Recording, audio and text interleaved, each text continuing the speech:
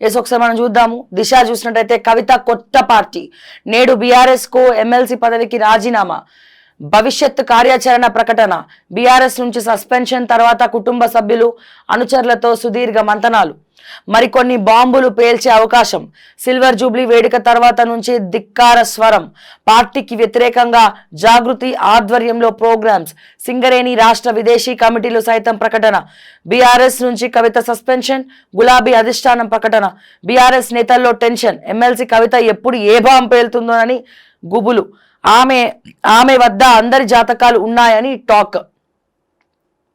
BRS party నుంచి MLC కవితను suspend చేయడం ఊహించిన పరిణామమే అయినప్పటికీ సొంత కూతురు పట్ల గులాబీ బాస్ ఇలాంటి నిర్ణయం తీసుకునే అవకాశాలు తక్కువే అని అంతా భావించారు.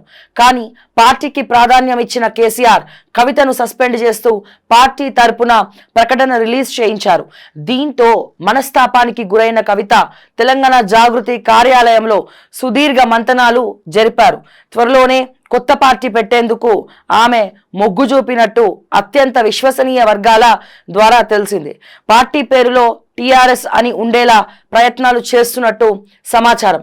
బీఆర్ఎస్ కు పోటీగా బీఆర్ఎస్ కుటుంబ సభ్యులు, అనుచరులు, జాగృతి కార్యకర్తలతో కవిత చేసిన డిస్కషన్ లో అందరి నుంచి కొత్త పార్టీ అనే అభిప్రాయం వ్యక్తమైనట్టు సమాచారం. అందుకే పూర్తి స్థాయిలో కసరత్తు చేసి త్వరలోనే ఆమె పార్టీ వివరాలను ప్రకటించనున్నట్టు తెలిసింది. ప్రస్తుత బీఆర్ఎస్ పార్టీ బీఆర్ఎస్ పేరుతో పుట్టుకొచ్చింది. ఉద్యమ నేపథ్యంలో ఏర్పాటై చివరకు భారత రాష్ట్ర సమితిగా రూపాంతరం చెందింది. దాంతో అప్పటి నుంచి ఆ పార్టీ ప్రజలకు దూరం అయ్యిందన్న ప్రచారం ఉంది. దాంతో మళ్ళీ బీఆర్ఎస్ పేరిటనే పార్టీని స్థాపించి ప్రజల్లో నాటి సెంటిమెంట్ను తీసుకురావడం చెప్తుంది. అల్లుడు వైపే మామ, హరీష్ రావుకు మద్దతుగా బీఆర్ఎస్ అధినేత నిర్ణయం, వ్యక్తిగతంగా కవితపై కమెంట్స్ వద్దని ఆదేశాలు, పార్టీకి కలిగిన నష్టాన్ని ప్రజల్లోకి తీసుకెళ్లాలని సూచన. ఒక్కసారి మనం పూర్తిగా, మనకి తెలిసిన విషయమే బట్ పూర్తిగా ఒక్కసారి మనం చదువుదాము. కానీ ఒక్క విషయం, బీఆర్ఎస్ పార్టీ నేతల్లో గూబులంట. ఎప్పుడు ఏ బాంబు కవిత పేలుస్తుందో తెలియదు, ఎప్పుడు ఏ బాంబుని కవిత పేలుస్తుందో తెలియదు, ఎప్పుడు ఎవరి గురించి మాట్లాడుతుందో తెలియదు. అంటే సొంత కుటుంబ సభ్యుల గురించే కవిత మాట్లాడింది, సొంత మేనబావ గురించే కవిత మాట్లాడినప్పుడు, సంతోష్ రావు గురించి కవిత మాట్లాడినప్పుడు మరి మిగిలిన లీడర్స్ గురించి మాట్లాడదా? మాజీ మంత్రులు కానీ ఎమ్మెల్యేల గురించి కవిత మాట్లాడదా? ఒక్కొక్కరి గుట్టు విప్పదా అనే భయము బీఆర్ఎస్ పార్టీ వర్గాల్లో చాలా పట్టుకుందట. అందరు టెన్షన్గా ఉన్నారట. వీళ్ళు సస్పెండ్ చేయడమేమో, వీళ్ళు కొట్లాడమేమో, ఇంటి పంచాయతీ మా నెత్తి మీదకి వచ్చిందిరా నాయన అని చెప్పి చాలామంది భయపడుతున్నారట లోపల. ఎందుకంటే మొత్తం ఇంటర్నల్గా పార్టీ ఏం చేసిందో మొత్తం కవితకు తెలుసు.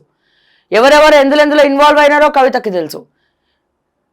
ఒక్క నిమిషం పట్టదు కాంగ్రెస్ చేతికి అవన్నీ ఇవ్వడానికి, ఆయన ప్రెస్ మీట్ పెట్టి బాంబు పేల్చడానికి.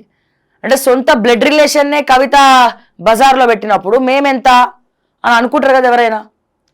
వాళ్ళెవరు? ముఖ్యంగా కవిత ఫస్ట్ టార్గెట్ చేసే వ్యక్తి ఎవరు? ఎక్కడి నుంచి తను ఇప్పుడు పార్టీ పెట్టి ఎక్కడి నుంచి తను ఏం చేయబోతోంది ఒకసారి మనం తెలుసుకుందాము.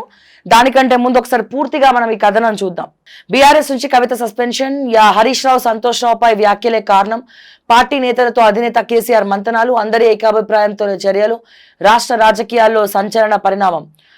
అందరూ ఊహించిందే జరిగింది. అంతా భావించినట్లుగానే మాజీ సీఎం కేసీఆర్ కుమార్తె ఎమ్మెల్సీ కల్వకుంట్ల కవితపై బీఆర్ఎస్ అధిష్టానం సస్పెన్షన్ వేటు వేసింది. ఈ మేరకు పార్టీ ప్రధాన కార్యదర్శులు లేఖ విడుదల చేశారు.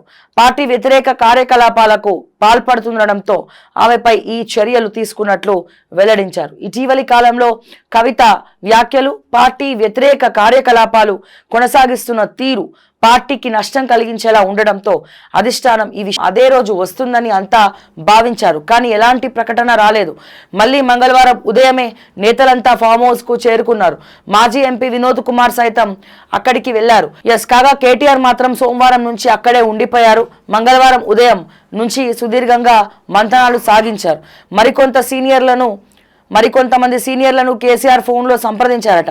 అందరి నుంచి కూడా కవితను తప్పించాలనే ఏకాభిప్రాయం వచ్చింది. దీంతో అధినేత ఏమాత్రం ఆలోచించకుండా మధ్యాహ్నం కవితను సస్పెండ్ చేస్తూ లేఖను విడుదల చేయించారు. ఆ తర్వాత కూడా కేసీఆర్ ఆ నేతలతో సమావేశం కొనసాగించినట్లు తెలిసింది.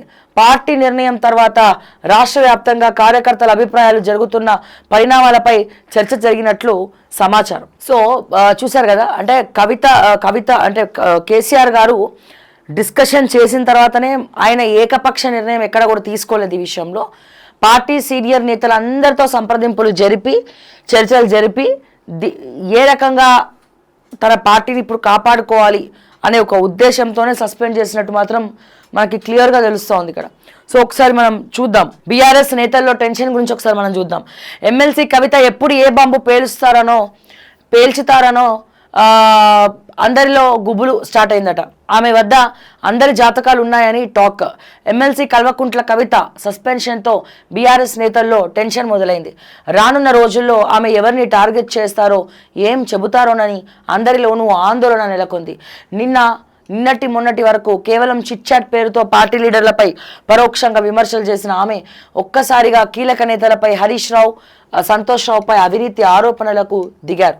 దీనితో ఆమెను పార్టీ నుంచి సస్పెండ్ చేయాల్సి వచ్చింది.